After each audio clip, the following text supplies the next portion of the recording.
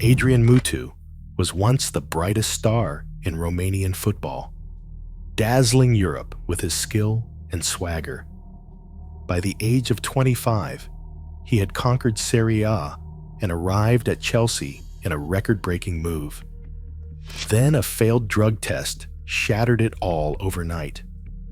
The moment that ended a Premier League dream would haunt every step that followed. What really happens when raw talent collides with the unforgiving world of elite reputation?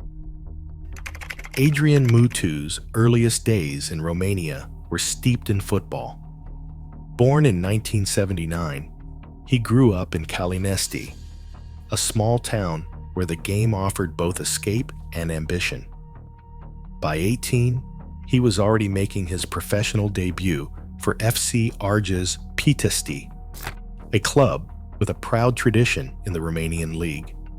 In his first 2 seasons, Mutu's sharp instincts and technical flair set him apart.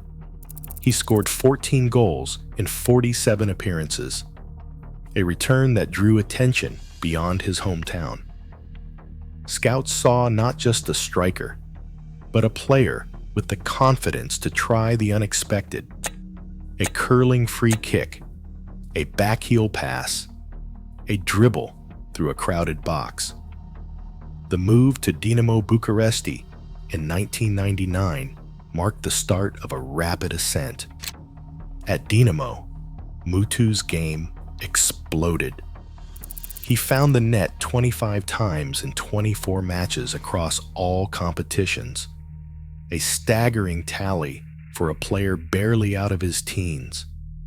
His style was direct and fearless, combining quick feet with a sense of improvisation that defenders struggled to predict.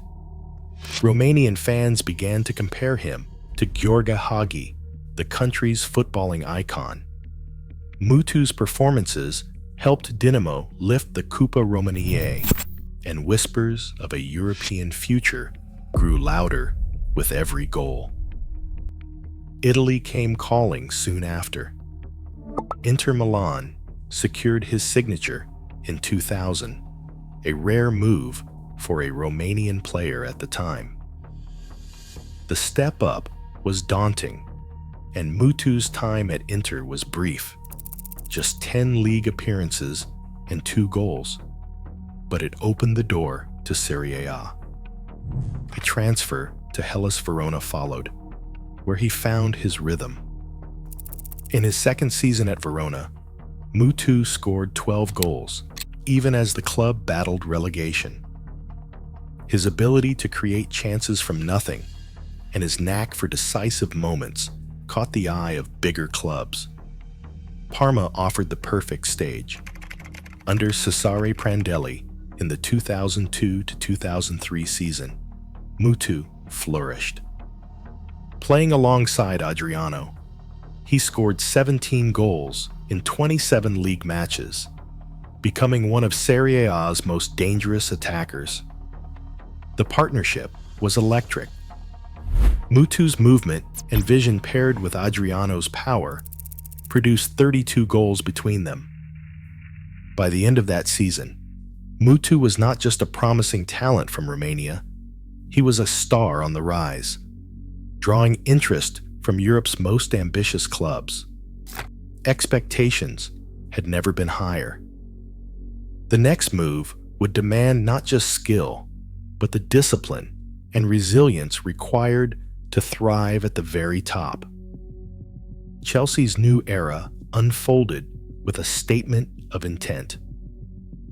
In August 2003, the club shattered its own transfer record, spending £15.8 million to bring Adi Mutu from Parma to Stamford Bridge.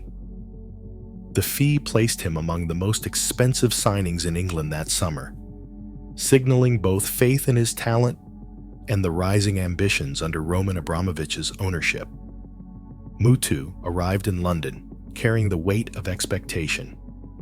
He wasted no time. 4 goals in his first 3 Premier League games sent a jolt through English football. His debut winner against Leicester, followed by a brace against Tottenham, showed the crowd at Stamford Bridge what Chelsea had paid for: a forward with quick feet, instinctive finishing, and the confidence to shape matches on his own terms. The mood around the club was changing. Claudio Ranieri, who had pushed for Mutu's signing, praised his new striker as a born predator. But the environment at Chelsea was shifting too. The arrival of Abramovich brought not just investment, but scrutiny. Every performance was measured, every off-field decision magnified. Mutu's early promise faded as the season wore on. His goal tally stalled. By the spring of 2004, he had found the net just 6 times in 25 league appearances. Behind the scenes, tensions grew. A new manager, Jose Mourinho, arrived with even higher standards and less patience for inconsistency. Mutu's relationship with the club soured after disputes over injuries and international duty. Missed training sessions and erratic behavior raised eyebrows within the Chelsea hierarchy. In early October 2004, the club ordered a targeted drug test. The result, delivered that month, was positive for cocaine. Mutu admitted the result to the Professional Footballers Association and waived his right to a second test.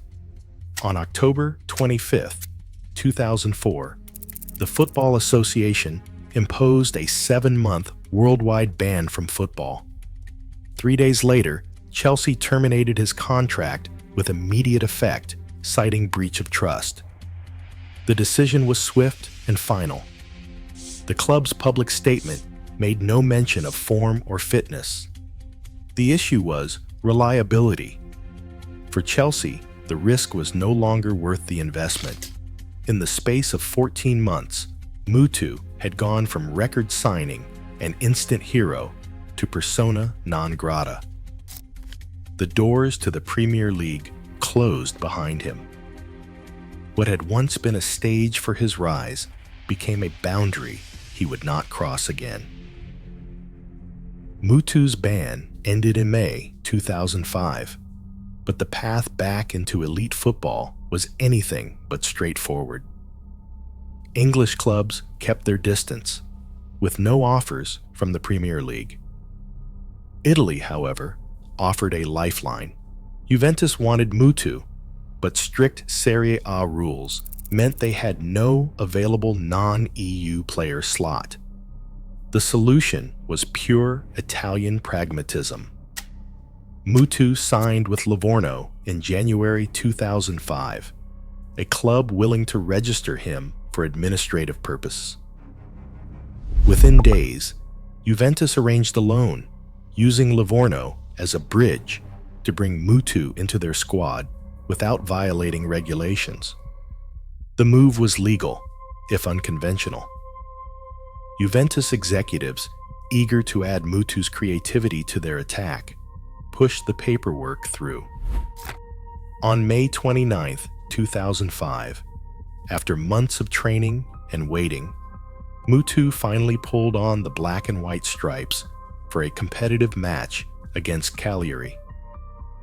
The return was quiet, almost businesslike. There were no grand welcomes or sweeping headlines, just a player stepping back onto the pitch after a long absence, determined to prove he still belonged at this level. Market reactions were cautious. Clubs watched closely, weighing his talent against the baggage of recent history. For Mutu, Juventus was not a return to the heights of Chelsea or Parma, but it was survival, a chance to play, to earn, and to remind the football world that his story was not finished. The doors to England remained firmly shut, but in Italy, opportunity still existed for those willing to take a calculated risk. Fiorentina offered Adrian Mutu a rare kind of second chance. In July 2006, he arrived in Florence for a reported €8 million, joining a team led by Cesare Prandelli, a coach who knew exactly how to unlock his best. Prandelli's trust was clear from the start, and Mutu responded with the sharpness of a player determined to rewrite his reputation. The 2006 to 2007 season saw him form a prolific partnership with Luca Toni. Together, they terrorized Serie A defenses, with Mutu contributing 16 goals and 8 assists in 33 league appearances. It was a return to the kind of form that once put him on every scout's shortlist. Fiorentina finished a strong 6th, and for the first time since his ban, Mutu's name was back in the conversation for Footballer of the Year. The chemistry with Toni was unmistakable. Mutu thrived on quick exchanges, clever movement, and a creative freedom that Prandelli encouraged.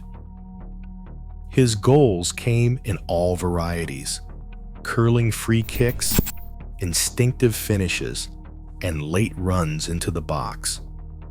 In January 2008, he delivered a signature performance with a hat trick against Genoa, a display of clinical finishing that drew praise across Italy. The hat trick was a reminder of the talent that once lit up Parma and London, but now it came with a new sense of maturity. Yet even as the numbers stacked up, goals, assists, decisive moments, there was an unspoken ceiling. No offers arrived from the Premier League or from the biggest Champions League contenders. Mutu had re-established himself as a key man in Florence, respected by teammates and feared by opponents. But the doors to the very top remained closed. The redemption was real, but it had limits. The world-class stage he once seemed destined for was now just out of reach. Elite football still rewards skill, but trusts discipline more. Today, a single misstep, on or off the pitch, can shut doors that talent alone can't reopen. For every rising star, Mutu's story is a warning. Reputation lasts longer than form. Your next decision might decide everything. Share your thoughts below.